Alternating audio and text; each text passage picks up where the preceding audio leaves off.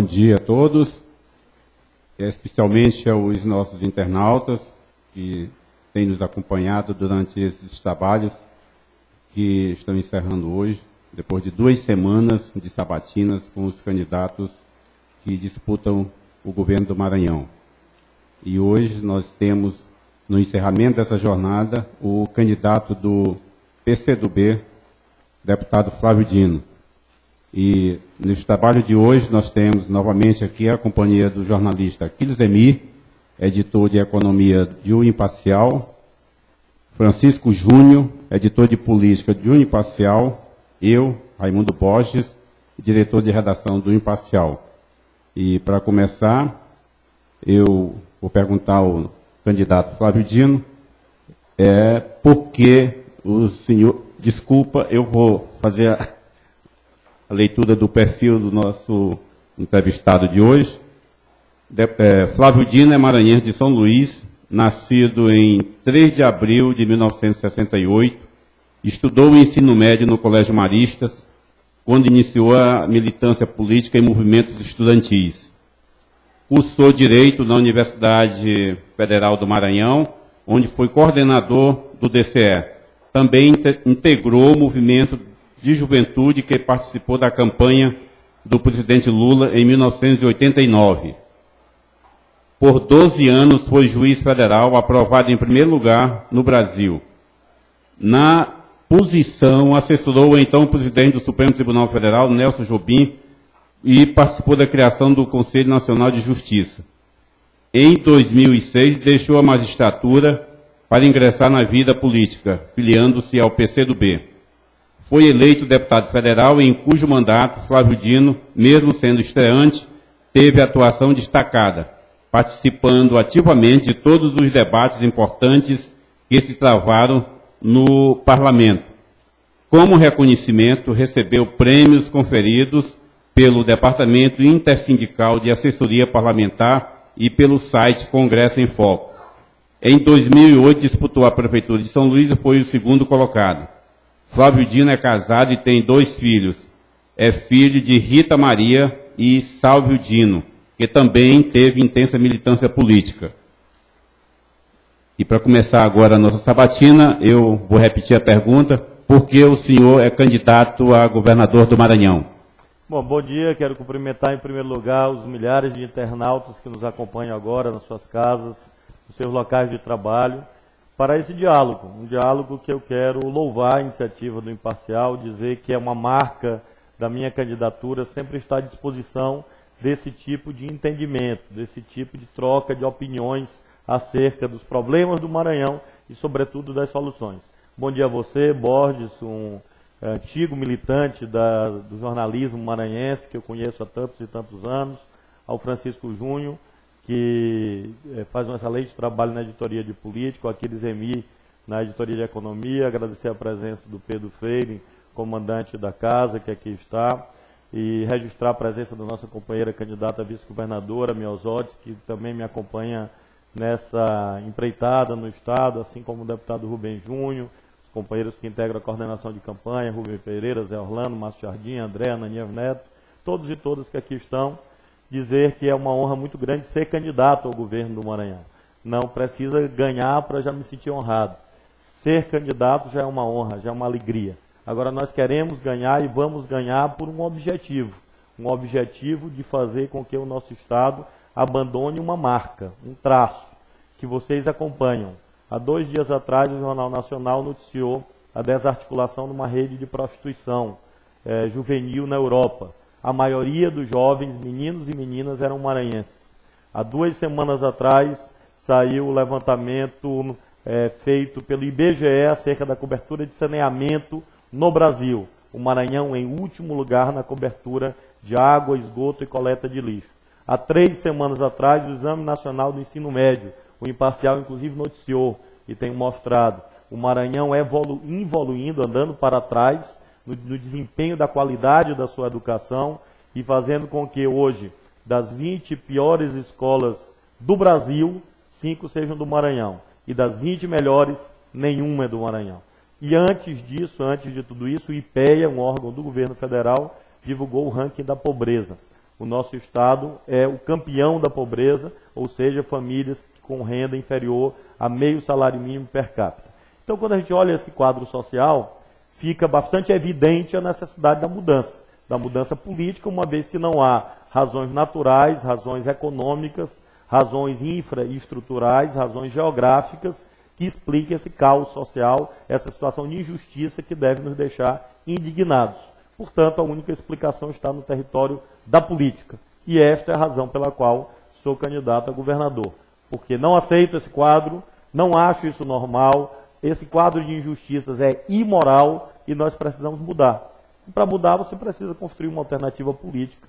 Por isso, eu estou serenamente, tranquilamente, com muita segurança do que nós estamos buscando, apresentando essa candidatura, buscando exatamente essa honra maior. Além da honra de ser candidato, de representar esse conjunto de partidos, ter a honra de ser o próximo governador do Maranhão, com essa incumbência, de tirar o Maranhão desse momento em que ele é alvo de noticiários negativos e colocá-lo no novo momento, virar a página da história do Maranhão, porque isso é possível, nós sabemos como fazer, queremos fazer, vamos fazer, com a ajuda do nosso povo. Bom, o senhor nas pesquisas tem aparecido em terceira posição e a gente não tem assim, percebido, a não ser que o senhor tenha pesquisas diferentes das que têm sido divulgadas, mas eu vou perguntar por que tanta convicção se todos sabemos que para ir para o segundo turno são apenas 2 candidatos. Por que o senhor tem essa convicção de que vai chegar ao governo? Eu tenho uma pequena experiência de eleições sendo candidato. Essa é a minha terceira eleição. E eu não sou um político profissional. Mas a gente aprende algumas coisas ao longo da vida. E uma delas é que as pesquisas, vamos dizer assim, erram muito. Na eleição municipal, por exemplo, as pesquisas da véspera diziam que não teria segundo turno em São Luís. E houve segundo turno em São Luís, eu tive a imensa alegria de participar dele, inclusive. 4 anos atrás, as pesquisas, todas elas, inclusive o IBOP, que é esse instituto que divulgou essa pesquisa totalmente afastada da realidade, recentemente, dizia que não teria segundo turno no Maranhão, na véspera. E houve segundo turno no Maranhão. Então o quadro político muda muito. Nós temos uma dinâmica hoje de campanhas cada vez mais curtas, que é uma dinâmica mundial, inclusive. No Brasil também isso se verifica. Na verdade, a imensa maioria dos eleitores e das eleitoras que nos assistem nesse momento sabem que a votação é definida, a posição política dos eleitores é definida nesse mês de setembro. Ontem nós fizemos uma belíssima carreata em São Luís, e começando ali no estádio de Nhozinho Santos, e passando por vários bairros, finalizando na Liberdade. E o que é que a gente viu? O povo na rua, povo alegre, satisfeito, nos abraçando, nos acompanhando. Então daí que a gente tira a convicção. O nosso termômetro é a rua. E a rua está muito boa, onde a gente anda, nós temos campanha de rua, nós temos muita presença hoje no estado todo, enfrentando evidentemente obstáculos. Todos sabem que nós somos vítimas de um golpe, um golpe que nos subtraiu o tempo de televisão. Nós vencemos legitimamente uma batalha no Maranhão, vocês cobriram isso, em torno do apoio do PT. Hoje eu teria 5 minutos praticamente na televisão, em razão de um golpe. Eu fui reduzido a 2 minutos e 27 segundos na televisão. Isso dificulta, evidentemente, enquanto você enfrenta uma máquina de propaganda do outro lado. E eu sou o produto mais novo no mercado eleitoral. Né? Tanto a Rosiana quanto o Jacques são produtos bastante conhecidos. É exatamente isso que eu ia perguntar, mas eu vou manter a pergunta sobre o que se sabe que apenas 4 anos de militância política, partidária, o senhor não teve tempo suficiente para se tornar conhecido no Maranhão, que é um estado muito grande. E eu quero saber se durante essa campanha ela foi suficiente para o seu nome e a sua pessoa se tornarem conhecidos no Maranhão, numa campanha que a gente sabe como tem sido renhida entre seus adversários. Está sendo suficiente. É um processo, naturalmente, um processo que está em curso. A campanha de televisão e no rádio começou exatamente 15 dias. Nós temos uma anormalidade no Maranhão, que é não haver debate entre os candidatos. No Piauí já foram 4 debates entre os candidatos a governador. No Maranhão, a governadora Rosiana Sarney não quer debate. E ela sabe os motivos pelos quais ela não quer, e a audiência sabe por que ela não quer. Porque ela não tem como sustentar que ela é mudança, se ela é evidentemente a continuidade de um modelo que está aí há 50 anos, praticamente. Então, não há debate entre os candidatos, o que dificulta também esse contraste, essa comparação. Mas nós temos 30 dias e 30 dias de muita intensidade, e eu tenho certeza que a nossa marca principal, que é a mobilização social, hoje nós temos, por exemplo, anteontem na internet se realizou um movimento que era Fora Rosiana Sarney, e um movimento muito bem sucedido. Quero cumprimentar inclusive os internautas, porque a mobilização social é muito importante nesse momento. Mobilização social livre, independente, autônoma da sociedade que não aceita esse modelo político que aí está. E nós temos a campanha de rua crescendo, muito vigorosa. Estamos vindo da região Tocantina, Imperatriz, Açailândia, anteontem, e ontem em São Luís, e vamos continuar. Amanhã estaremos no Vale do Pindaré. Vou passar a palavra. Com isso vamos ganhar a eleição. Desculpa interrompê-lo, mas o Francisco Júnior vai ter a participação aqui no nosso... Bom dia, deputado. Bom dia, internautas. Deputado, uma campanha política desse porte, ela pressupõe capilaridade, né, de apoio de prefeitos, vereadores, lideranças. O partido que o senhor faz parte é um partido que não tem ainda muitos prefeitos. No Brasil e no Maranhão elegeu um em 2008. E como o senhor vê a posição do único prefeito do PCdoB, que é o José Leane de Afonso Cunha, já ter manifestado reiteradas vezes o apoio à Rosiana?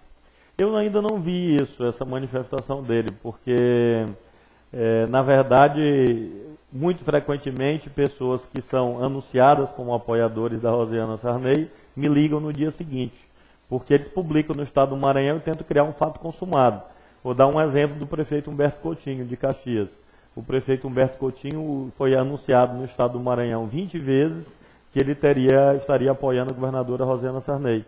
E amanhã à noite nós faremos um grande comício em Caxias, viu, Borges? Você que é caxiense, está convidado. Um grande comício em Caxias com o apoio do prefeito Humberto Coutinho. E nós fizemos reunião em Afonso Cunha, reunião da minha candidatura com José Leane coordenando, muito recentemente. Então, nós evidentemente estamos acompanhando isso. E nossos partidos, o PCdoB, o PPS, o PSB e a imensa maioria do PT, estão na campanha. Pode haver uma exceção, outra, uma aqui, outra ali, porque evidentemente a gente não consegue, e nem é nosso objetivo, controlar as mentes de todos os nossos filiados, mas nós temos muita unidade. Esse espírito de unidade na coligação é a marca principal, além da presença dos movimentos sociais, viu, Francisco? Porque você referiu a questão da capilaridade. Eu quero aqui agradecer publicamente o apoio fundamental de lideranças sindicais, comunitárias, populares, empresariais, religiosas, que têm assumido a nossa campanha em todos os municípios do Maranhão. Às vezes a gente não tem um prefeito, um vereador, e o pessoal aqui, ele diz assim, da coordenação de campanha, como é que você vai lá? Diz, eu vou porque tem um povo. E aí sempre tem um professor, sempre tem um jovem, sempre tem um aposentado, uma liderança de uma associação, ou do Sindicato dos Trabalhadores Rurais que nos recebe, que faz festa conosco, que nos leva na rua, e eu tenho certeza que a gente vai conseguindo exatamente romper essa barreira do desconhecimento. O Aquiles Emir. Outra coisa, deputado. Desculpa, Francisco Júnior continuar com a palavra. O senhor falou que foi vítima de um golpe, né? Essa questão aí do apoio do PT, que foi subtraído lá no Diretório Nacional. O senhor conhece o PT de tempos, iniciou a carreira política no partido. O senhor ainda espera uma manifestação de apoio formal do Lula ou da Dilma no seu programa? O Lula, em 2001, ele considerava a Rosiana como um golpe de marketing, né? E hoje ele disse que a Rosiana é a grande companheira dele no governo. Por que o senhor acha que o PT, que é um partido que tem tanta afinidade com a linha política que o senhor defende, preferiu, a nível nacional, escolher o caminho do palanque da Rosiana? Eu lamento muito essa opção da maioria da direção nacional do PT. Não foi de toda a direção nacional do PT. A votação lá foi 43-30. Nós ainda tivemos 30 votos na direção nacional do PT. E lamento muito porque isso violou um dos princípios fundamentais da vida partidária, que é a democracia interna. Houve um encontro legítimo, vocês cobriram inclusive isso, no Sesc do Olho d'Água, e nós vencemos esse encontro. Infelizmente esse resultado foi desrespeitado. E aqui atribui a isso. Bom, há uma ideia de que a aliança nacional é fundamental e que isso justificaria essa posição. Não justifica. porque eu sou aliado nacional também desse projeto. Não é porque estou contrariado com a posição A ou B do presidente Lula que vou ser injusto. Eu reconheço que ele faz o melhor governo da história do Brasil e tenho muito orgulho de, como deputado federal, ter contribuído para esse governo e ter feito 126 discursos na Câmara em defesa do governo Lula, enquanto a governadora Rosiana, como líder do governo, fez somente 26. Então nós temos uma diferença de 100 discursos a mais de defesa do governo. Deputado, como não poderia ser diferente, a candidata Rosiana Sarney, ela está nesse momento com 2 canos apontados para ela, da artilharia pesada sua e do ex-governador Jackson Lago. O Jackson está atingindo mais pelo lado pessoal e o senhor mais pelo lado programático. O que eu lhe perguntaria é o seguinte: no segundo turno, um de vocês dois vai estar enfrentando a Rosiana. Numa possibilidade menor, vocês dois, você e o Jackson, vão se enfrentar. Eu gostaria de saber, para o segundo turno, qual é o seu pensamento? Se o Jackson for, ele terá o seu apoio, e se o senhor for, o senhor espera receber esse apoio do Jackson? Em 2006 eu apoiei o governador Jackson no segundo turno. No primeiro turno nós apoiamos o ministro Edson Vidigal e no segundo turno nós apoiamos a candidatura do governador Jackson Lago. E eu inclusive atuei como advogado dele durante algum tempo, naturalmente, no processo de cassação. Temos, portanto, uma maior identidade, o que não significa dizer que nós não tenhamos diferenças. Temos diferenças que se manifestaram na condução de alguns assuntos de governo. Quando ele foi governador, eu, por exemplo, discordei totalmente do tratamento que ele deu para a greve dos professores ou para a greve da segurança pública. Disse isso publicamente, eu não estou dizendo agora, disse isso na Câmara, naquele momento, quando os professores ficaram 100 dias em greve. Então, portanto, nós temos um nível alto de identidade. O PDT é um partido que tem uma identidade muito grande conosco, porque nós somos filhos da mesma árvore, né, da árvore da luta dos trabalhadores, da luta sindical. Naturalmente, a tendência é que haja um apoio recíproco. Agora, nós vamos discutir isso no momento próprio, né, no momento de que, por um motivo, um primeiro motivo de princípio, eu tenho dito e repetido que a gente tem que respeitar a população. Quem vai dizer se vai ter segundo turno e quem estará nele é no dia 3 de outubro. E na possibilidade de um segundo turno ser entre o senhor e Jackson Lago, o senhor receberia o apoio da Rosiana? Gostaria ou dispensaria esse apoio e entregaria para Jackson? Nós não temos identidade, né? Agora, nós não temos identidades no Maranhão que justifiquem um apoio desse tipo. Agora você teria que discutir no plano teórico, no plano abstrato, porque nós sabemos que o que teremos no segundo turno é um plebiscito. Um plebiscito entre a continuidade e a mudança. Isso está bastante evidente. Quem concordar com o caminho da continuidade vai votar na governadora Rosiana Sarney. Hoje o campo da mudança é disputado por mim e pelo Dr. Jackson. Mas se o segundo turno for o senhor e Jackson? Aquiles, essa hipótese não existe. Ela é abstrata, né? Porque ela significaria uma mudança tão profunda no quadro político que não vale a pena debater. O que eu te digo é que nós não temos identidade com o Grupo Sarney. Eu não tenho essa identidade. Eu não tenho essa identidade política, nunca tive, sempre tive muita independência e me orgulho da minha independência. Aí tem uma situação aqui, todo mundo sabe que Rosiana está trabalhando para ser governadora no primeiro turno. Isso é um projeto, pode ser o dela, o seu, do Jackson, ou de outro candidato.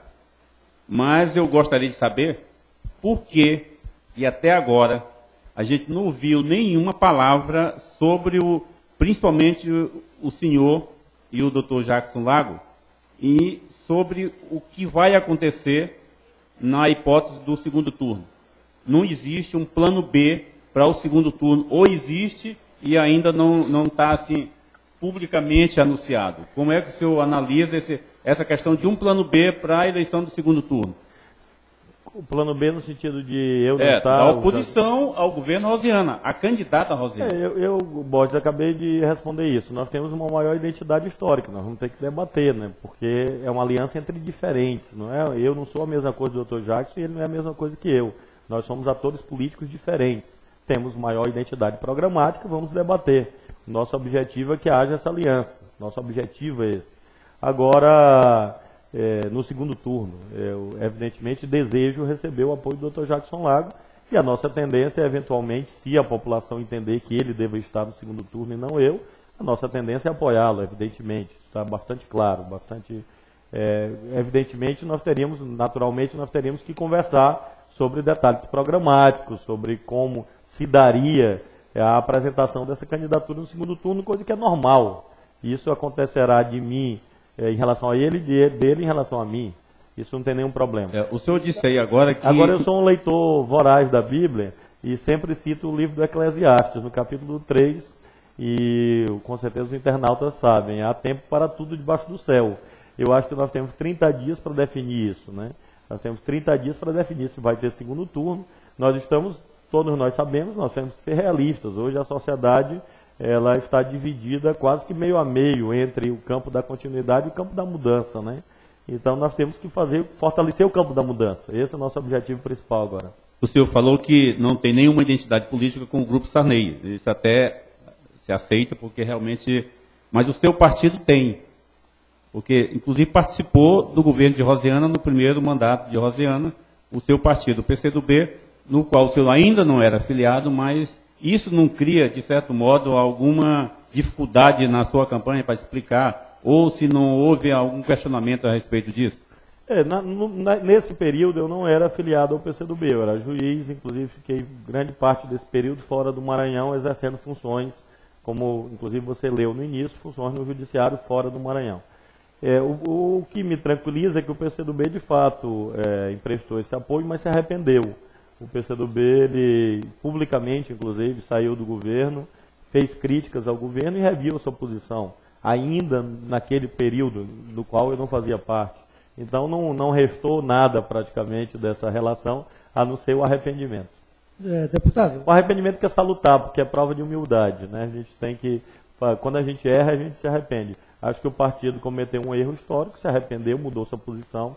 Desde então, desde 97, o PCdoB tem uma posição de oposição. Não voltaria a participar de um eventual novo governo de Rosiana? Não, porque quem vai ser o próximo governador sou eu. Então não há essa possibilidade. Deputado, nessa sua torcida... O PCdoB estará no governo, isso eu te garanto. Nessa sua torcida pelo apoio do ex-governador Jackson Lago no segundo turno, eu acho que envolve aí todos os partidos que estão aliados com ele nesse momento, inclusive o PSDB, e que vem aí a figura do prefeito João Castelo, com quem o senhor teve um embate em 2008, e sobraram ainda farpas de um lado e do outro. Eu gostaria de saber, as arestas com o prefeito João Castelo já foram aparadas, ou, se houver o segundo turno, dá tempo de aparar, e São Luís vai se surpreender com vocês dois no mesmo palanque? Nós teremos que aguardar a movimentação política em torno disso, porque da minha parte eu não tenho arestas pessoais em relação a ninguém. Eu tenho diferenças políticas. E essa atitude, eu acho que ela é modernizadora, ela é civilizadora. Eu não faço política com ódio. Eu não tenho ódio pessoal em relação a ninguém. Mesmo em relação à governadora Rosiana Sarney, ou ao presidente José Sarney, ou ao deputado Sarney Filho, que representam agora, por exemplo, né, ou o senador Edson Lobão, enfim, essas pessoas que representam o grupo que agora é meu antagonista direto nessa disputa, eu não tenho relação de ódio pessoal, eu não acredito na vida feita com base em ódio. Agora tenho posições claras, posições firmes, posições incisivas, posições francas, porque eu acho que a gente tem que ter honestidade. Honestidade com você, com sua família, com seus amigos, honestidade com a sociedade. E evidentemente eu disputei uma eleição, sim, no segundo turno em relação ao prefeito João Castelo, mas não tenho arestas pessoais contra ele. Espero que ele não tenha contra mim. Num governo de Flávio Dino... Não sei se ele tem, aí só estou perguntando para ele. Num governo de Flávio Dino, a partir de janeiro, essa relação ela tenderia a ir para que lado? De uma possibilidade de uma aproximação do governo do Estado com a capital, que a gente sabe que, ao longo do tempo, tem sofrido exatamente por essa divergência entre o prefeito e o governador, embora os dois palácios sejam exatamente divididos apenas por um muro. E eu gostaria de saber se o governo Flávio Dino, qual seria a relação dele em relação não à pessoa do prefeito, mas em relação à cidade de São Luís. traços dessa política oligárquica que aí está é exatamente a perseguição e a discriminação. E eu tenho bem claro que no nosso governo não haverá, por exemplo, empresários amigos e empresários inimigos, que é o que existe hoje.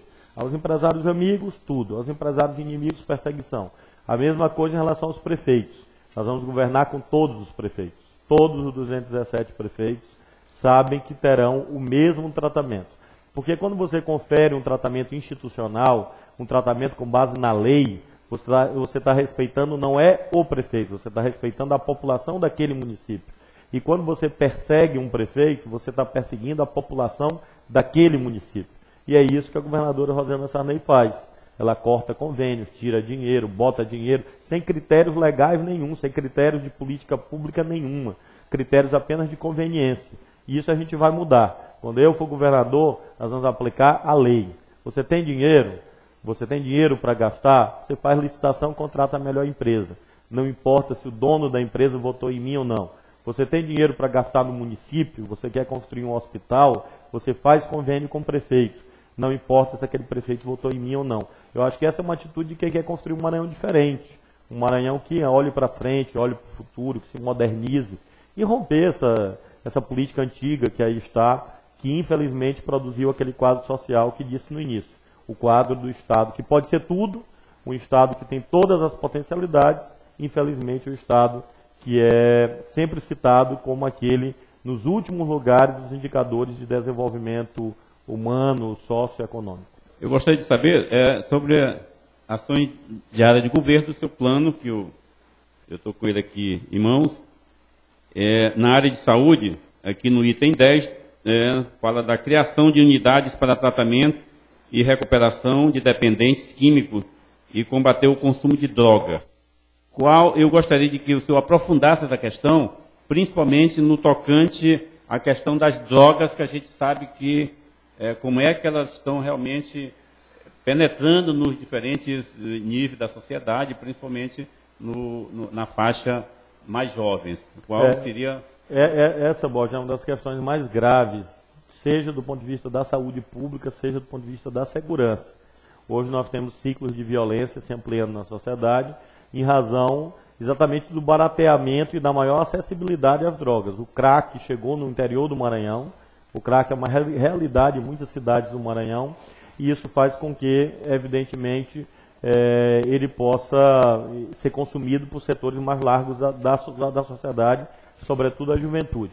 Você tem que encarar essa questão das drogas sob dois aspectos. Em primeiro lugar, o da prevenção e tratamento. É uma questão de saúde pública. Daí a ideia da extensão dessas unidades que devem ser construídas em parceria com entidades sociais. Nós temos, por exemplo, as igrejas católicas e evangélicas. É uma imensa rede social que tem capilaridade, presença enorme nas comunidades, e essa rede será utilizada mediante convênios para tratar dessa questão de saúde pública, que é multidisciplinar. E, ao mesmo tempo, a questão da segurança, que é a esfera da repressão. Você precisa aumentar o número de policiais no Maranhão, porque nós temos hoje um policial para cada 800 habitantes, enquanto que a média brasileira é de um policial para 315 habitantes e a recomendação internacional é de um policial para 250 habitantes. Ou seja, nós precisamos pelo menos duplicar o número de policiais no Maranhão, exatamente para poder ter uma atuação mais focada nas questões mais emergenciais da segurança pública. E entre elas está, evidentemente, o consumo e o tráfico de drogas, que é algo que dilapida o principal patrimônio que uma sociedade tem, que é o futuro. Quando um jovem se submete ao vício, à dependência e se perde nesse caminho, ele está alienando o seu futuro e alienando o futuro do Estado, prejudicando o futuro seu, da sua família e do Estado. Por isso, nós colocamos no programa de governo essa questão. Deputado, o senhor coloca no seu programa de governo a proposta da criação da Agência Maranhense de Comunicação nos moldes da Agência Brasil, né?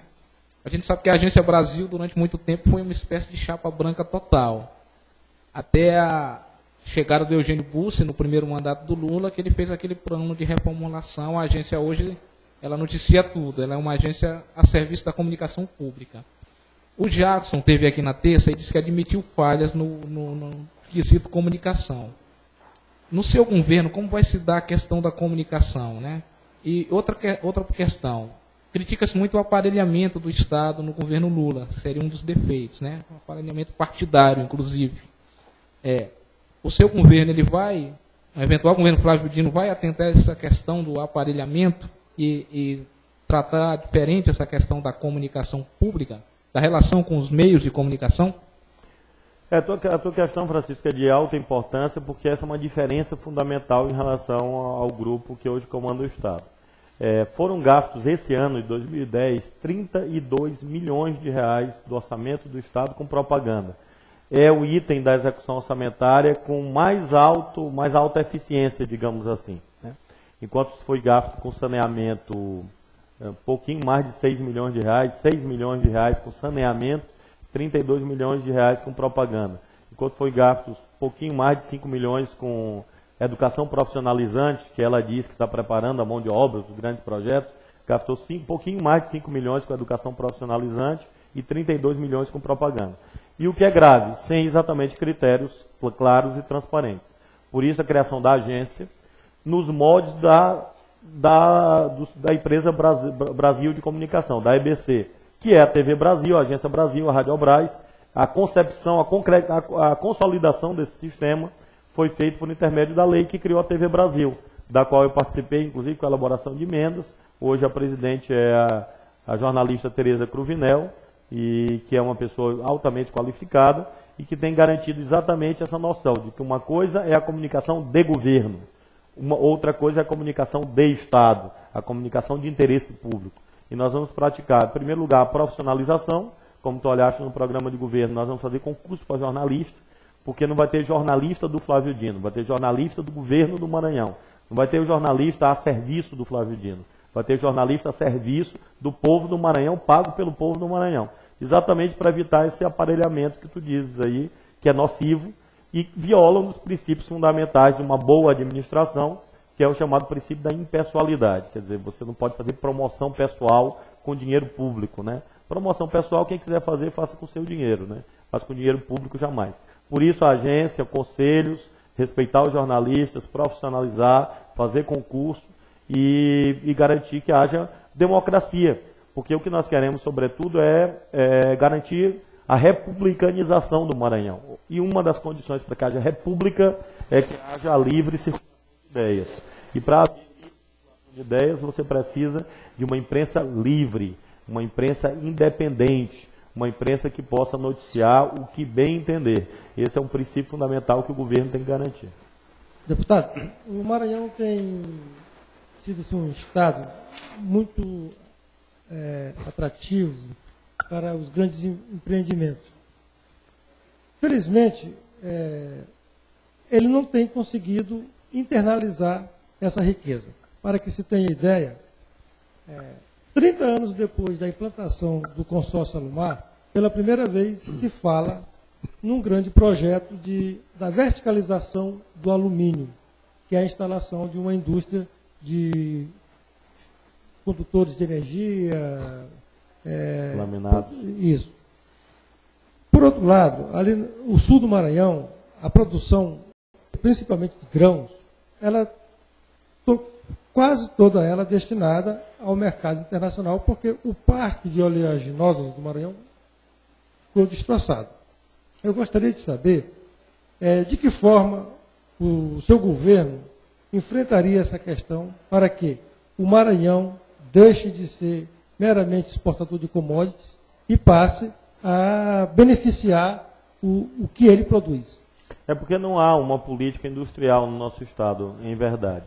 O que há é a submissão a grandes grupos econômicos. Você tem que ter um governador que tenha independência em relação aos grandes grupos econômicos. Não para enfrentá-los, mas para negociar com altivez. Negociar e defender os interesses do Maranhão, os interesses dos trabalhadores e das empresas do Maranhão. Se você pegar os grandes projetos, normalmente eles não contratam empresas do Maranhão. As empresas do Maranhão são quarteirizadas, elas são subcontratadas, mas as empresas do Maranhão não participam. Os empresários do Maranhão sabem disso. E os trabalhadores muito menos, porque quando você traz essas empresas de fora, junto normalmente vem um grande contingente de trabalhadores, que são muito bem-vindos naturalmente. Nós sabemos que isso aconteceu com a Alumar, com a Vale. Nós não temos discriminação em relação a essas pessoas que estão hoje ajudando o Maranhão a crescer. Porém, nós precisamos valorizar quem está morando hoje aqui no nosso estado, seja maranhense ou não. Por isso, nós precisamos ter exatamente esta noção de que uma política industrial tem um objetivo, qual seja exatamente a chamada verticalização das cadeias produtivas ou a internalização dos benefícios desses investimentos, que não é o que temos hoje. Pelo contrário, nós temos enclaves que se formaram. O Maranhão, por exemplo, em relação ao minério de ferro, é mero caminho de passagem, né, com a ferrovia e o porto, porque mesmo o polo guzeiro que existe hoje instalado, dos 19 altos fornos que existem, instalados no Maranhão, hoje somente 4 estão produzindo. 15 estão desativados, gerando milhares de desempregados.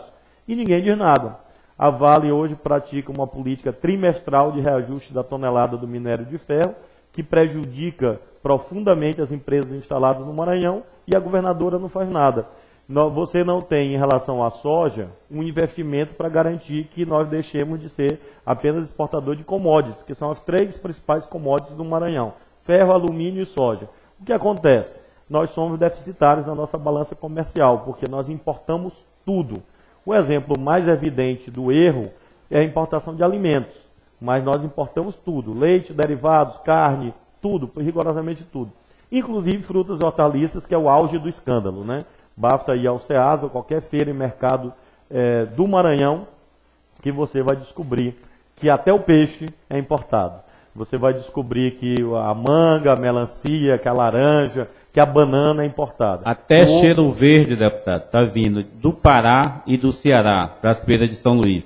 Aí eu entraria na pergunta do Aquiles para saber qual seria o plano agrícola do seu governo para transformar essa realidade, para deixar que o Maranhão deixe só produzir soja no sul e o restante continue a ser aquela agricultura de subsistência que todo mundo conhece, que não leva a lugar nenhum.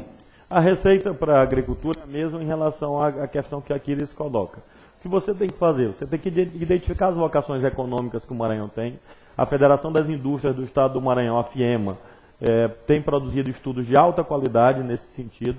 Nós temos indústrias instaladas no Maranhão, mas que não aparecem em propagandas de governo, mas que são de grande importância. Por exemplo, a indústria da cerâmica em Itapecuru, por exemplo. Você tem o polo gesseiro em Grajaú, por exemplo. Você tem algumas usinas de biocombustíveis no Maranhão. Então você tem você tem 7 milhões de bovinos no Maranhão. Então você tem as pré-condições para ativar múltiplas cadeias produtivas a partir das vocações já identificadas e a partir dos chamados APLs, dos arranjos produtivos locais. Nós temos o exemplo do mel no Alto Turi, mas eu conversei com um produtor de mel no Alto Turi, o que ele me disse? Flávio, está aqui, tem abelha, tem o mel, mas não tem uma política de governo para a gente conseguir exportar o nosso produto, rotulagem, certificar e conseguir promover, inclusive, um rótulo, uma marca, mel do Maranhão, mel do Alto Turi, um produto orgânico, 100% natural, que pode, inclusive, seduzir os mercados internacionais, que hoje tem grande sensibilidade a esses produtos. Não existe, Aquiles, você sabe disso, que cobre há pelo menos 2 ou 3 décadas, imagino eu, pelos seus cabelos brancos, né? Há pelo menos 2 décadas, mas eu sou seu leitor há 2 décadas, então eu vou chutar 3, está realista, não está não, Borges? Borges que está nisso há quase 5, 3 está realista ou não? Eu completei 40 anos ontem, dia 1º, de jornalismo. De jornalismo, certo. Eu tomei um susto, porque o Aquiles tem um pouquinho menos. Eu entrei criança na profissão. Nesse tempo tinha trabalho infantil, é verdade. Então, Aquiles, só para finalizar essa questão das vocações econômicas, que a gente não tem política industrial no Maranhão. Que você precisa de uma política fiscal, financiamento, a gente sabe quais são os mecanismos clássicos de uma política industrial. Agora é preciso você ver, você enxergar as pessoas. E esse grupo que está aí, o governo que aí está, o grupo Sarney, não quer mais enxergar as pessoas, não quer mais enxergar quem trabalha no Maranhão. Ele só enxerga os grandes. Basta olhar o discurso da governadora. Ela diz, os grandes projetos, Suzano, não sei o quê. Elas só enxergam isso. E não enxergam o Maranhão real. Eles perderam a capacidade de enxergar o Maranhão real. Então, fazer óculos para esse pessoal vai sair muito caro. É melhor botar outras pessoas, para ter uma outra visão do Maranhão. Para olhar o Maranhão real e investir no Maranhão real. E aí a questão da agricultura é a base para a industrialização do Maranhão. Porque o grande problema é que há uma confusão entre a agricultura familiar e a agricultura de subsistência. A agricultura familiar não é agricultura de subsistência. A agricultura familiar deve ser também uma agricultura empresarial, não no sentido do grande empreendimento, naturalmente, da agricultura de exportação. Mas a agricultura familiar deve ter o apoio de um sistema de assistência técnica, de pesquisa agropecuária, de extensão rural, que foi todo desmontado pela governadora. Com a extinção da Emater, todo mundo sabe disso. A gente tem uma empresa de referência no planeta, que é a Embrapa, uma empresa respeitada no mundo, a empresa brasileira de pesquisa agropecuária. A gente tem que trazer essas pesquisas para o Maranhão. Hoje os técnicos da GERP, da AGED, do ITERMA, que compõem esse sistema, estão desmotivados, com pouca remuneração, não integram sequer um sistema, porque uns estão numa secretaria, outros estão em outra, não existe uma política de governo que articule a ação da GERP, da AGED e do ITERMA. Então eu fico assim me estendendo, porque eu na verdade me entusiasmo com tanto de bom que você pode fazer. Eu conheço experiência de CVT, de Centro de Vocação Tecnológica, no nosso estado, em torno da carcinicultura, produção de camarão, produção de peixe, produção de mel, produção de alimentos. Você tem dinheiro para fazer isso, dinheiro federal, dinheiro do BNDES. Agora, por que não é feito? Deputado, Tu deve saber melhor do que eu por que não é feito. Deputado, é o seguinte, só pegando um gancho da sua colocação a respeito de Açailândia, do Paulo Cruzeiro, o Sindicato da Indústria de Ferro Gusa do Maranhão entregou para a governadora um documento em que pedia a interferência do Estado nessa negociação de preço do minério pela Vale. Ela diz que se trata de relações de empresa com empresa, portanto o Estado não poderia fazer nada. O sindicato acha que o Estado tinha como fazer isso, até para recuperar não só os fornos que estão desativados, mas os 4 mil empregos que desapareceram, diretos e indiretos. Mas eu gostaria de tratar uma outra questão também com o senhor, que é a questão do Código Florestal. O senhor acabou de falar no plano agrícola, e hoje, no setor rural, há um incômodo muito grande com essa inclusão de mais de 100 municípios no bioma Amazônia. Eles acham que, a classe ruralista acha que a preservação de 80% da propriedade inviabiliza qualquer investimento rural. Os bancos estão amarrados também, eles não soltam dinheiro por conta da indefinição disso aí. E há quem entenda que o governo do Maranhão, a exemplo do que fez do Mato Grosso, consiga reverter um pouco essa situação. Vem também a outra questão, que é a seguinte, tirando esses municípios dessa região amazônica, eles deixam de receber os benefícios que estão previstos na Sudã, Banco da Amazônia e tudo mais. O que o governo do Maranhão poderia fazer para que esse Código Florestal não prejudicasse tanto o setor produtivo, mas também não fosse tão nocivo à preservação ambiental? É bastante simples aqueles. É tão simples que eu não sei até hoje por que não foi feito. Zoneamento econômico e ecológico. Em 2006, eu participei de uma reunião na Câmara. Estava presente na ocasião, acho que se não me falha a memória, o Cláudio Azevedo, que era presidente da Associação dos Criadores na ocasião. E eles apresentaram, dizem, olha, vamos fazer o zoneamento econômico e ecológico do Estado, exatamente para a partir daí você ter base científica para definir o enquadramento no bioma Amazônia ou não, e no enquadramento na reserva legal de 80%, porque tudo que está a oeste do meridiano 44 é considerado Amazônia legal. E, portanto, pode haver, se o bioma floresta estiver caracterizado, a imposição da reserva legal de 80%.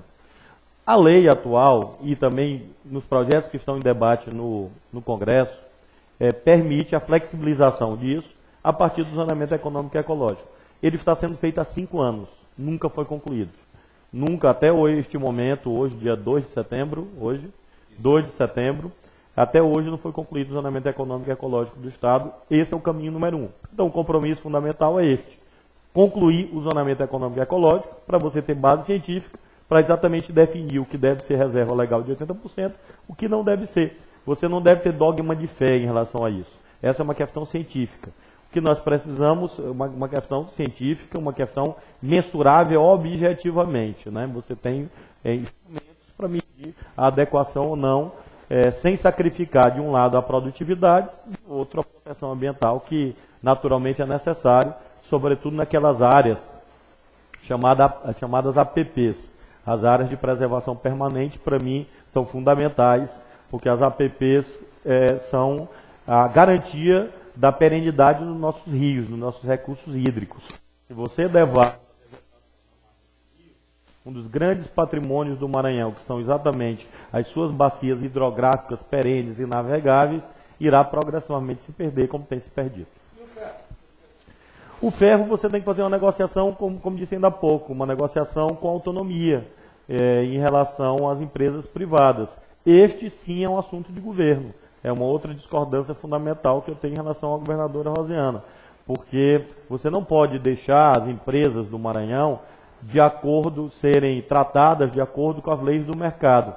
Porque as leis do mercado são de que o mais forte sempre vence.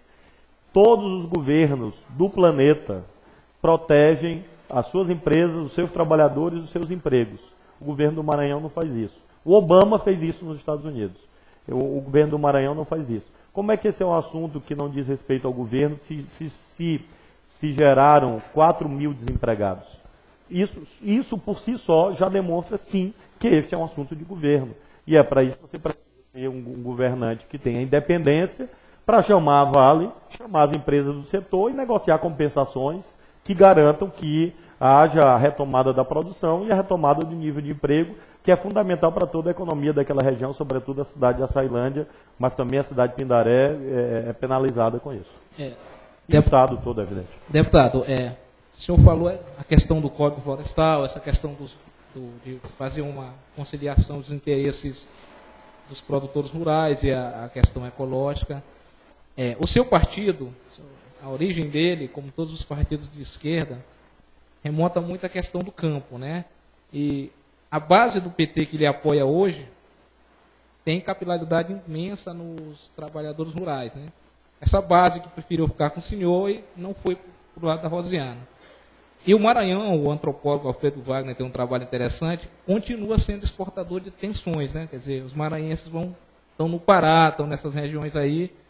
E como é que o senhor pretende encarar uma questão que acho que é crucial no nosso Estado, que é a questão da reforma agrária e da intensa tensão de violência no campo? Porque existem dois Maranhões. Existe um Maranhão que a gente vê, esse aqui que está mais urbanizado, que tem São Luís, Imperatriz, mas existe uma realidade totalmente feudal em alguns locais onde nem o Estado de Direito entra. O Saulo estava ontem aqui e citou o caso de um acampamento lá na região Tocantina, onde pistoleiros invadiram o acampamento, ameaçaram. Isso acontece quase todo dia. A gente, às vezes, não chega aqui a divulgação pela imprensa, mas a gente sabe, né? Como é que seu governo, que é um governo que tem um programa, né, de base socialista, pretende encarar um problema que, para alguns estudiosos, começou em 69 com a famosa Lei das Terras, do então governador José Sarney? Como é que o senhor pretende conciliar essa questão dos interesses do trabalhador rural com os interesses dos grandes produtores rurais e dos grandes latifúndios no nosso Estado? Em primeiro lugar, essa questão dos conflitos do campo, da violência no campo, realmente tem uma grande importância. Ano passado eu apresentei um requerimento ao Conselho Nacional de Justiça e foi aprovado pelo relator conselheiro Marcelo Neves, exatamente para ser feita uma espécie de sindicância, porque nós tivemos 106 mortes em conflitos no campo, no Maranhão, nos últimos 20 anos, e somente 3 julgamentos. 106 assassinatos em conflitos no campo e somente 3 julgamentos. Isso é inaceitável. Essa é uma negação do Estado de Direito. Inclusive, muitos dirigentes do PCdoB foram assassinados e do PT também, do PSB, do PPS, enfim, dos partidos que hoje estão comigo, mas especialmente do PCdoB, perderam suas vidas nesses conflitos. E está sendo feito esse trabalho junto ao Tribunal de Justiça do Maranhão. Por que não houve julgamentos? Em segundo lugar, a questão de qual a visão dominante na política agrícola. E a visão dominante na política agrícola é do apoio à agricultura familiar, aos trabalhadores e às trabalhadoras rurais. Esse é o princípio inegociável. E daí, a partir desse compromisso fundamental, nós vamos articular as outras políticas, que passam pela recuperação do sistema, como me referi ainda há pouco, o sistema de assistência técnica, etc., e também pelo sistema de promoção de uma reforma agrária, que é o ITERMA, a partir, inclusive, da chamada regularização fundiária. E sempre apoiar os assentamentos existentes. Hoje o INCRA tem políticas de apoio aos assentamentos e o Estado faz muito pouco nessa área. Então, nós temos esse compromisso fundamental com praticamente metade da população do Maranhão que vive da agricultura familiar. Esse é o nosso compromisso número 1. Os demais compromissos estão subordinados a esse compromisso. Eu gostaria, deputado, que o senhor, desculpa, mas o pessoal entrar um pouquinho nessa área de infraestrutura, mas também a gente precisa discutir um pouco a questão da educação do Maranhão. A gente, na realidade, não se pode falar em desenvolvimento de um estado como o Maranhão, que está sempre na rabeira dos índices, dos piores indicadores sociais, sem se empreender um projeto forte na área de educação. E eu gostaria que o senhor discorresse sobre como reverter esses índices de educação, de repetência, de evasão escolar, de analfabetismo, que o seu governo planeja implantar. Sem um projeto dessa natureza, a gente tem dificuldade de imaginar um Maranhão em desenvolvimento se não tiver uma base sólida na área de educação. Isso é que eu gostaria que o senhor... Aí nós temos que dividir a questão em vários níveis, né? Primeiro, a chamada educação infantil e ensino fundamental são de atribuição dos municípios. Nós temos que apoiar os municípios. Hoje o MEC tem uma série de programas, vou citar apenas um, programa chamado Caminhos da Escola, que a gente vê no interior do Maranhão hoje aqueles ônibus escolares novinhos, amarelinhos.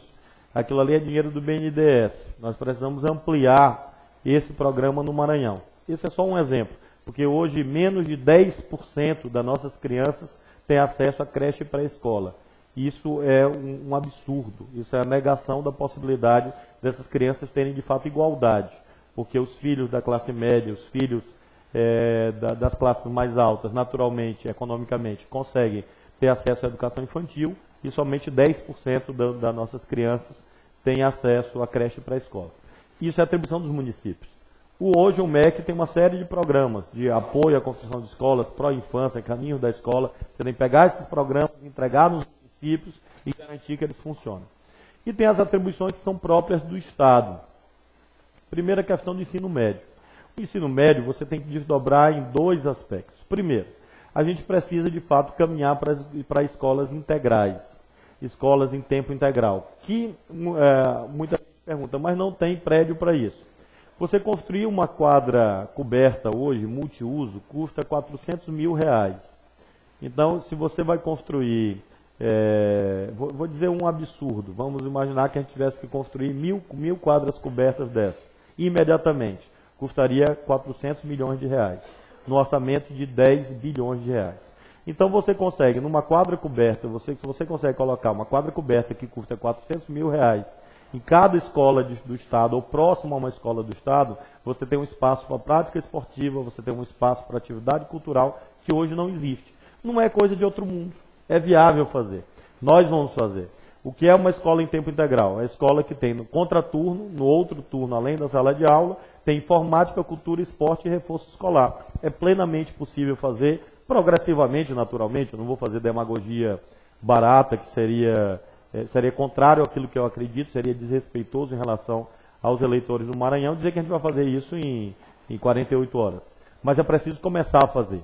Nós temos um prédio excelente, por exemplo, abandonado, que é o prédio do Colégio Marista, desde a eleição de prefeito eu falo nisso, continua abandonado. Nós já tivemos o prédio do Jaguarema, que foi totalmente destruído. Hoje você tem o prédio do Lítero, tem o prédio do Casino Maranhense. Estou falando só de São Luís. Prédios que estão prontos para conseguir mostrar que esse modelo funciona. Fazer escolas de tempo integral em todo o Estado. Depois você precisa, evidentemente, ter escolas técnicas estaduais.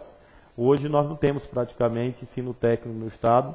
Já me referi, repito, a educação profissionalizante no nosso Estado recebeu, neste ano 2010 até agora, cerca de R$6 milhões de investimentos.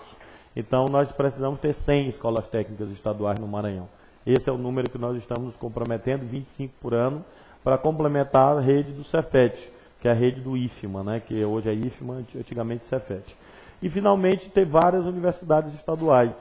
nós não podemos ter somente uma universidade estadual no Maranhão, porque o Maranhão é muito grande, 331 mil quilômetros quadrados, e evidentemente, por mais boa vontade que um reitor tenha da Universidade Estadual do Maranhão, ele não dá conta dos múltiplos estados que existem dentro desse estado chamado Maranhão. Novas universidades. Nós vamos ter uma universidade, nós estamos assumindo compromisso com 5 universidades estaduais, com autonomia, com orçamento, com reitores, com administração, porque o Maranhão é muito grande. Mas na questão do ensino médio entra também a questão da qualificação profissional dos professores. Isso, a questão dos profissionais, que era a última que eu ia me referir, porque ela é transversal, né, ela perpassa todos os níveis do ensino, é compromisso nosso, eu assinei com o sindicato da categoria, com o Simproecema, e já existe o projeto, infelizmente o atual governo não implementou, mas existe o projeto de uma nova lei chamada Estatuto do Educador, é um projeto muito bom, que resolve inclusive esses problemas atrasados, que nunca foram resolvidos, de promoções, progressões de professores, que desde 94 aguardam uma solução, enquadra os funcionários das escolas em planos de carreira e consegue criar as condições para a implantação efetiva do piso salarial dos professores. Foi uma lei que eu votei, eu defendi como deputado federal, não está sendo cumprida no Maranhão. Deputado, o senhor... E aí só o governador pode propor o projeto. O governador propõe, a Assembleia vota. Nos primeiros 3 meses de governo eu vou apresentar esse projeto para a Assembleia. Deputado, no início das suas explanações, o senhor colocou até que a presença do PCdoB no governo Rosiana, a aproximação com o grupo político da governadora foi um erro, né, da qual o partido se arrepende, quer dizer, houve uma meia-culpa. O senhor colocou no conflito latifúndio e trabalhador rural, e a gente tem uma massa de deserdados do campo imensa, que é uma prioridade a questão de resolver esse problema da reforma agrária, e que seria até uma questão, né, de marco zero, não teria inegociável. E tem os projetos que estamos no seu programa passam também por uma questão da política, né, da negociação com o parlamento. O ex-governador Jackson disse que tem hoje 2 partidos no Maranhão, o do Sarney e do anti-Sarney, né? E até coloquei para ele que tem aquele partido bem grande que eu quero me dar bem. Quer dizer, quem está na crista da onda, os caras vão se aproximando. Uma eventual presença sua no segundo turno, ou governo Flávio Dino, vai se aproximar gente de toda a fauna política do nosso estado, né? E aí... Ou o inverso, né? Ou o inverso, né? Sim, e aí, como o Borges colocou, na questão agrária, por exemplo, por falta até de incentivo à agricultura familiar, essas coisas, até o cheiro verde é importado, né? Quer dizer, uma coisa que já não cheira bem para a nossa agricultura. E como é que o seu partido... Eu vou colocar no Twitter esse trocadilho, viu? Como é que o seu partido, que é um partido pequeno, né, que cresceu muito agora com a sua chegada, vai lidar no eventual governo Flávio, primeiro com essa questão da classe política, desse partidão do eu quero me dar bem. Segundo, com a questão das contradições que existem na política do interior do Estado. Por exemplo, vocês têm 4 vice-prefeitos, e embora o PCdoB hoje tenha feito essa meia-culpa, em Vargem Grande o PCdoB é vice de um prefeito do PMDB, que é do grupo de Rosiana. E a gente sabe que os apoios chegam num momento de que a pessoa está por cima, mas depois vem as cobranças, né? E como é que o seu governo vai lidar com primeiro com essa questão com a classe política, e depois com essas contradições que existem dentro da política, principalmente no interior do Estado, né? Onde existem ainda uma geleia ideológica imensa, onde a gente vê prefeituras com PMDB e PT, DEM e PCdoB. Como é que vai lidar com essa... A política municipal tem a sua singularidade, né? Não só no Maranhão, como no Brasil todo. E você tem que respeitar essa autonomia dos municípios. Você não consegue enfiar numa camisa de força.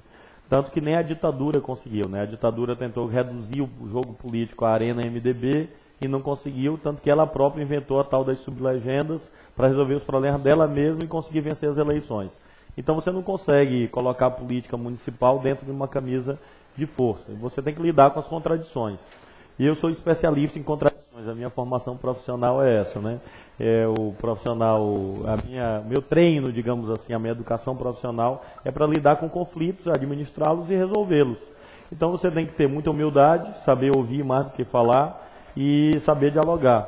E você ter um projeto, porque a maioria política é gelatinosa quando você não tem um projeto. Se você tem um projeto claro, você coloca cimento nessa maioria. E esse foi um dos problemas do governo do Dr. Jackson, não tinha um projeto claro. E isso foi exatamente a ausência de um projeto claro que fez com que a maioria fosse gelatinosa. E essa maioria gelatinosa se desmanchou em 24 horas, que é o que você fala, do eu quero me dar bem. Havia deputados que, infelizmente, faziam profissão de fé, tal qual os fariseus da Bíblia diziam, eu sou anti-Sarney, e em 24 horas mudaram de lado. Nós temos que, naturalmente, respeitar toda a classe política, respeito, mas, naturalmente, não concordo com esse tipo de prática. É preciso ter coerência. E essa coerência passa por você ter um projeto.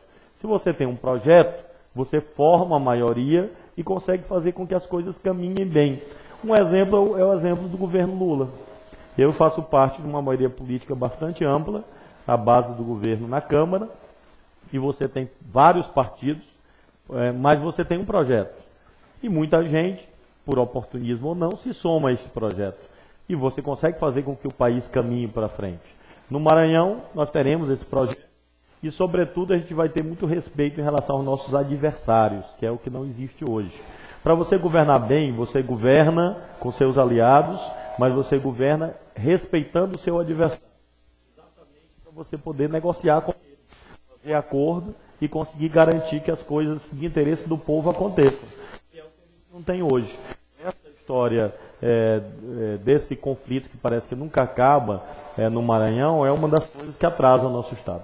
Deputado, na questão do desenvolvimento, que nós ouvimos ainda há pouco as suas explicações sobre os projetos de desenvolvimento do Estado, nós temos um problema grave no Maranhão, que é essa questão da infraestrutura. O Maranhão ele tem a felicidade ou a infelicidade de ser cortado pelas grandes rodovias federais.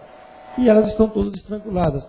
A saída de São Luís hoje é uma coisa dramática. A duplicação, há uma promessa aí já antiga que não se concretiza.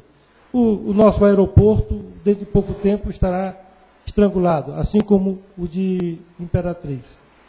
E enquanto isso, em São Luís, no Maranhão hoje, vende-se mês 4 mil veículos, sendo que 2 mil e pouco só automóveis e ônibus, caminhões e tudo mais.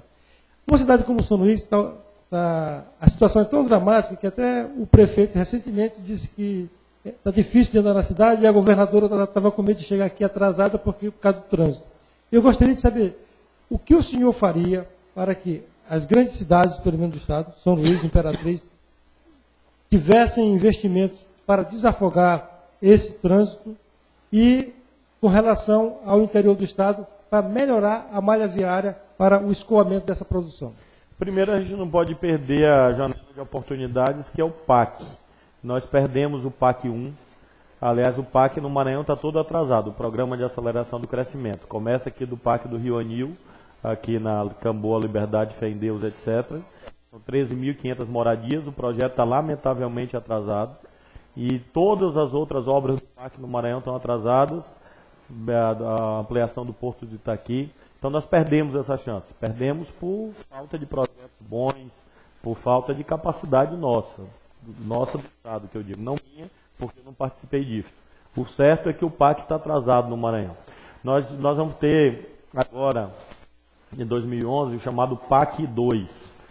Nós precisamos colocar algumas obras importantes no Estado, estruturantes, no PAC 2. Nós precisamos, acho que o áudio falhou. Voltou? Ok? Nós precisamos incluir algumas obras estruturantes no PAC 2.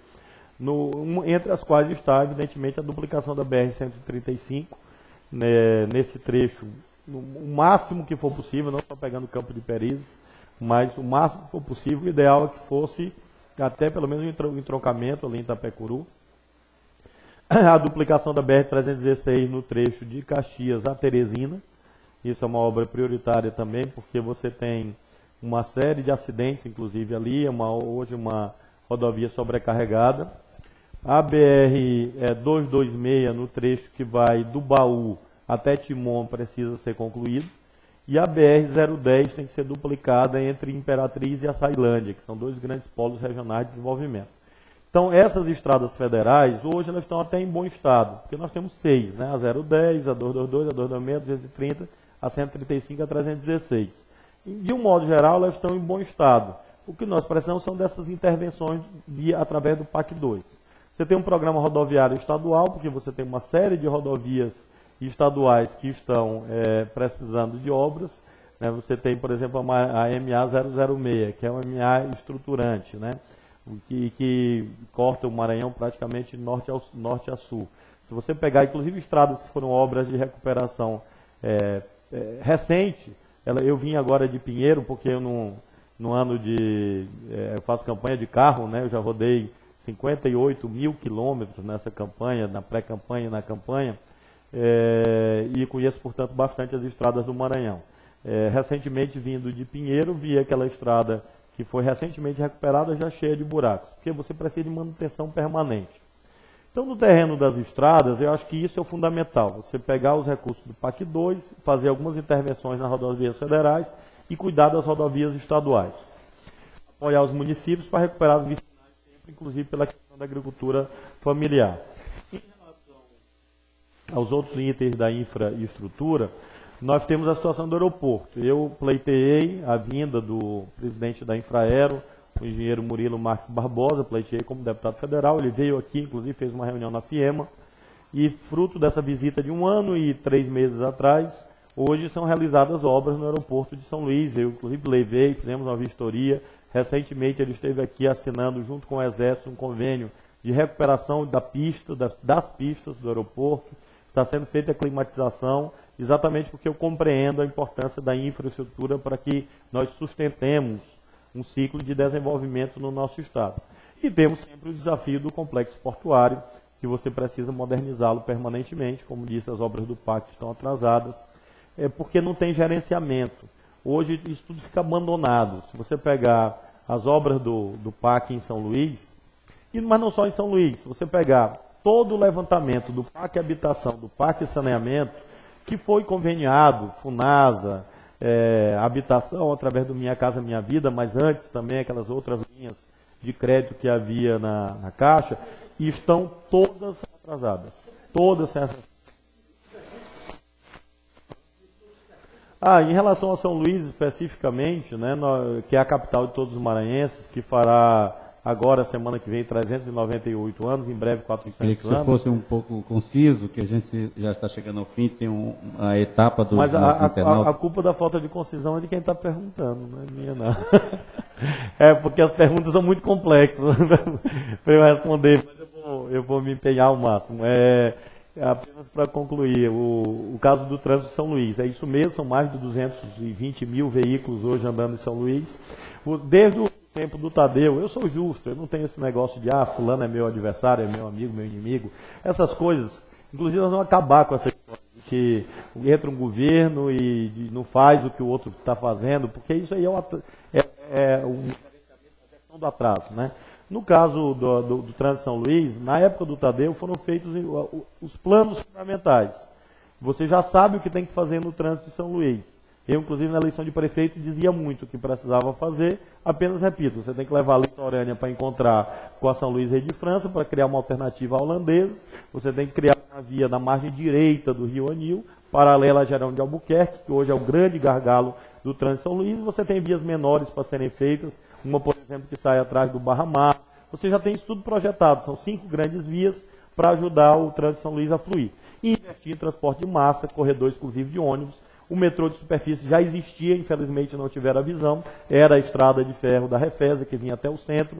Hoje ligaria a zona rural de São Luís por intermédio da estrada da Vitória, tiraram os trilhos, foi um erro, mas pelo menos você tem um trecho da zona rural até Bacabeira, que você deve aproveitar considerando a possibilidade imediata do impacto do trânsito com a refinaria de Bacabeira. Nós vamos tem umas indagações aqui de eu internauta. Eu desconfiava que esse microfone ia dar certo. Viu? Tem umas indagações aqui de internauta, mas a maioria já foi respondida, né?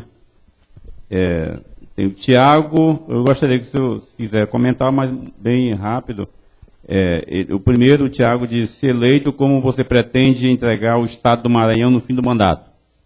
Um Estado justo, políticas sociais, o povo tendo uma boa qualidade de vida, erradicando o analfabetismo, combatendo a mortalidade infantil, fazendo de fato um governo com essa marca do social. O meu principal orgulho não vão ser grandes obras, lógico que grandes obras são importantes, mas sobretudo acabar com os péssimos indicadores sociais que o Maranhão tem hoje. Aí tem Nilvan Braga, ele pergunta sobre agricultura, como o candidato para uma posta do Estado do Maranhão, caso seja eleito. Na área de infraestrutura, o senhor já falou, saneamento básico, saúde, educação, praticamente a gente já discorreu sobre isso. Tem o Francisco, ele pergunta, qual o seu maior sonho para o Maranhão?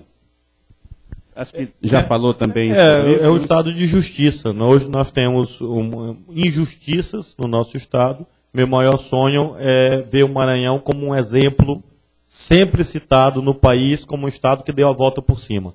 O Maranhão vai dar a volta por cima. Também tem Carlos Eduardo Ribeiro de Jesus Jardim. Ele faz pergunta também sobre o que o senhor já respondeu, a questão agrícola e educação. Aí, Marlon, candidato, qual será a postura do governo quanto a concursos públicos? Realizá-los para recrutar o pessoal do Estado, ampliar o número de servidores públicos no Maranhão, porque hoje nós temos poucos servidores no nosso Estado, valorizar os atuais servidores, chamar os concursados de acordo com as vagas existentes.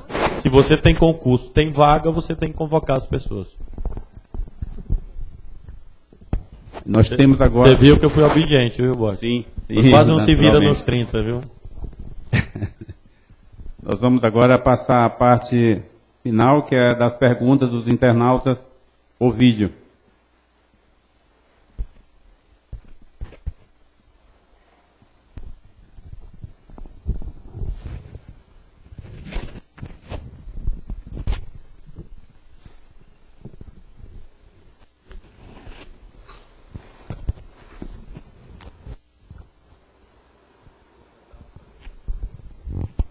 Bom, enquanto o pessoal prepara aí, tem uma outra pergunta aqui sobre como varrer os políticos do Maranhão que se elegem e nada fazem. Quem varre é o povo. Quem é o dono da vassoura são os internautas aí, a sociedade. Eu espero que usem bem a vassoura. Usem bem o poder de escolher bem os seus representantes nessa eleição, não só para o governo do Estado, mas para o Senado também. Nós temos a candidatura dos nossos companheiros Zé Reinaldo e o professor Adonilson, e também os nossos candidatos a deputado federal e deputado estadual. A pergunta agora é pelo vídeo, o senhor vai responder, por favor. O que você pretende fazer para melhorar o desemprego no Maranhão? Maria, nós precisamos ter várias estratégias, né? A questão do combate ao desemprego passa por garantir os grandes investimentos que estão projetados. Nós temos grandes investimentos projetados no Maranhão por empresas privadas e pelo governo federal. Nós vamos garantir que esses investimentos aconteçam, recuperar projetos que não deram certo, Polo de Confecções de Rosário, por exemplo. A governadora Rosiana Sarney anunciou, fez uma grande propaganda, trouxe o Fernando Henrique, inaugurou, está lá abandonado. Então a gente precisa recuperar o Polo de Confecções de Rosário, Salangô, esses outros projetos que foram feitos ao longo do tempo, que acabaram se perdendo. Nós temos um esqueleto de empresas no Distrito Industrial, a gente precisa colocar essas empresas para funcionar, garantir que as empresas do Maranhão sejam contratadas pelos grandes investimentos, isso é um papel do governo, exigir contrapartidas, compensações, com isso nós vamos garantir emprego, o bom funcionamento das empresas, mais empregos para os maranhenses, agora investir muito em qualificação profissional, por isso a meta das 100 escolas técnicas estaduais, que são essenciais. Se me perguntassem 5 projetos, quais os seus 5 projetos mais importantes? Eu colocaria as 100 escolas técnicas entre elas. 25 por ano, para a gente poder fazer com que pessoas como Maria possam ter condições de participar do mercado de trabalho.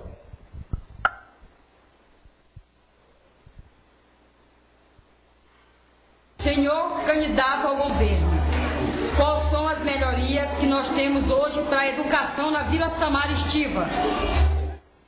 É uma região muito importante da nossa querida ilha de São Luís. e, evidentemente, a política é a mesma para todo o Estado, viu, Maria? Nós precisamos ter investimentos que vão em todos os níveis do ensino. Nós sabemos que... Até que você já respondeu Já me referi. Eu apenas queria só acrescentar uma coisa, que é a questão da qualidade das escolas. Não basta ter prédio. A escola tem que ter qualidade. Eu, governador, eu vou ter na minha mesa vários computadores, várias telas. Um deles, uma tela, vai ser do acompanhamento da qualidade das escolas. O IDEB de cada escola do Maranhão, e a gente vai premiar as escolas que tiverem melhor desempenho, premiar com estrutura, premiar economicamente, para que haja exatamente essa crença de que nós podemos melhorar a qualidade das escolas. Porque essa é uma questão fundamental. Não basta construir prédio e inaugurar. Por isso o governador tem que acompanhar a qualidade do ensino, se os professores estão lá. Alguém vai dizer, isso é impossível. Não, hoje é possível. A informática, se Deus quiser, a gente vai poder convidar a equipe do Imparcial para mostrar como é que o governador vai acompanhar o desempenho das escolas, dos hospitais do Maranhão. Porque governar é isso. A última pergunta de internauta. Qual o primeiro projeto que você pretende fazer depois de ser eleito? Rafael, são muitas ideias, muitos projetos que a gente tem que fazer. Eu diria assim, das 5 grandes áreas, nós teremos um projeto estruturante para cada um deles imediatamente. Já me referia a um no campo da educação, e aí nós temos em relação às outras políticas, o que eu posso garantir, Rafael, a você, que no dia 1º de janeiro de 2011, nós vamos mostrar que o Maranhão mudou. Porque a mudança não é uma retórica, a mudança é atitude, é ação. Então nós vamos ter um conjunto de iniciativas imediatas no campo da educação, da saúde, da agricultura, da produção, para mostrar claramente que o Maranhão mudou, que entrou numa nova fase. Bom, deixa eu fazer uma última intervenção, por favor. Pois não. Deputado, eu queria... Bem rápido, porque o tempo já passou mais do que eu a acho gente marcou. O senhor é a pessoa mais apropriada para a pergunta que eu quero formalizar, por ter sido juiz e por ser deputado e candidato a governador. Como é que o senhor encara o engessamento dessa campanha? A campanha não ganha as ruas, o judiciário limitou demais a propaganda. E nessas horas, a Justiça Eleitoral trata de forma igual os desiguais. Um político que tem excessiva aparição na mídia ao longo do ano, ele tem o mesmo espaço que, no caso do impresso, de quem não tem essa aparição. E na questão dos comícios, da panfletagem, tudo limitado. Inclusive, até uma interferência na contabilidade das empresas jornalísticas, já que quer saber quanto custou cada publicidade daquela. Eu acho que a questão mais crucial, aqueles bem sumariamente, porque eu sei que o tempo está esgotado, é a questão do abuso do poder econômico. Essa é a questão mais séria na democracia brasileira atualmente. Porque o engessamento a que tu se refere, na verdade, é só para alguns. É para quem não tem dinheiro no bolso. Porque quem tem muito dinheiro, na verdade, consegue mover grandes estruturas, como a gente está vendo na rua aí. Basta olhar nas ruas de São Luís. Então, e do nosso estado. Então, a questão mais séria de uma hipotética reforma política e da ação da justiça eleitoral é como é que efetivamente você combate o abuso do poder econômico, que é, a meu ver, a principal distorção que há hoje na democracia brasileira. Bom, a gente chegou... Eu queria só, pode complementar uma resposta ao Rafael. Ele perguntou o que fazer. E eu gostaria também de responder para ele o que não fazer. Eu não vou empregar um único parente meu na administração pública e não vou roubar um centavo do dinheiro público e vou deixar claro para toda a máquina administrativa que o nosso objetivo é corrupção zero. Então, corrupção zero, nepotismo zero, para mostrar, junto com ações concretas, também o que fazer e o que não fazer. Essa também é uma diferença importante, de ser o que nós chamamos do choque de honestidade. O choque de honestidade na gestão pública no Maranhão. A gente chegou ao final de uma jornada de trabalho aqui no nosso espaço de TV, de jornais impressos, que é o Imparcial, o Aqui Maranhão, e a gente quer também agradecer a participação intensiva dos internautas nessas discussões e também a repercussão nos jornais impressos. E nós que fazemos esse sistema de comunicação, que é sob a liderança do nosso presidente Pedro Freire, a gente quer agradecer todo o apoio, a estrutura que foi montada para a gente ter sucesso nesse trabalho, no qual a gente fez questão de trazer todos os candidatos que estão concorrendo ao governo do Maranhão, independentemente da posição, do partido ou da pesquisa, da situação nas pesquisas. E achando que, fazendo isso, nós estamos cumprindo o nosso dever de meio de comunicação, de imprensa, no aperfeiçoamento da nossa democracia. E, para finalizar, eu gostaria de dar apenas 2 minutos para o senhor fazer as considerações finais sobre esse trabalho. Bom, em primeiro lugar, novamente agradecimento aos internautas que nos acompanharam, que nos acompanham na campanha. Nós temos hoje uma grande campanha na internet. Quero agradecer esse imenso esforço que é feito nas ruas e nas redes sociais de defesa da nossa candidatura. Agradecer a todo o povo do Maranhão, os que votam em mim, os que não votam em mim, porque sou muito bem tratado, muito bem acolhido em todas as portas das casas que eu visito, nos comércios, nos locais de trabalho dos maranhenses. E isso é o mais importante, poder andar de cabeça erguida, olhar nos olhos das pessoas, não ter vergonha nem medo de nada. Depois, agradecer ao Imparcial pela promoção desse debate, novamente a você, Borges, ao Francisco, ao Aquiles, aos 2 Pedros Freires que estão aqui, né, pai e filho, o Pedro Henrique também estava por aqui, e cumprimentar toda a equipe do Imparcial, pedir o voto de todos, espero que todos, inclusive vocês, votem no 65, acreditem, tu também, Pedro, toda a equipe do Imparcial, sem exceção, vocês que estão lá, todos os assessores, secretários, a equipe de redação, eu espero ter 100% dos votos aqui no Imparcial, e louvar esse trabalho, louvar esse esforço, e espero que outros debates aconteçam, outras entrevistas, espero que haja um debate, quem sabe o Imparcial possa fazer esse debate agora, chamar a minha, a Rosiana, o Jackson Lagos, outros, para que a gente possa conversar. Eu gosto tanto de conversar, gosto tanto de falar, gostaria também de ouvi-los, saber o que eles pensam sobre o Maranhão. E finalmente dizer da minha imensa alegria de fazer essa campanha. Ontem dizia com a nossa companheira Mielzotti, nessa grande carreata que fizemos ontem em São Luís, Mielzotti, candidata a vice-governadora, e ela chegou, Flávio, de onde tu extrai tanta convicção? Eu disse que nós estamos no caminho certo. Nós estamos fazendo uma campanha leal, honesta, limpa, com ideias, com propostas, e uma campanha de quem faz aquilo que acredita, faz porque gosta. Vocês sabem que eu estou na política por opção individual, não é para me dar bem, não é para buscar patrimônio pessoal, não é nada disso, não é em busca de emprego, não é em busca de ter uma posição social, porque quando eu deixei e renunciei a 12 anos de carreira na magistratura, eu fiz com muita alegria e não me arrependi um único dia. E hoje vivo o melhor momento da minha vida, que é o momento de ser candidato a governador do Maranhão. Se nós ganharmos, como acredito que venceremos, melhor ainda. Mas a honra de disputar o governo do Estado, para mim, já é suficiente. Agora, a renovação do convite que faço é que nós possamos coroar esse esforço com uma grande vitória. Não uma vitória nossa, apenas minha, ou da Mielzotti, ou da nossa coligação.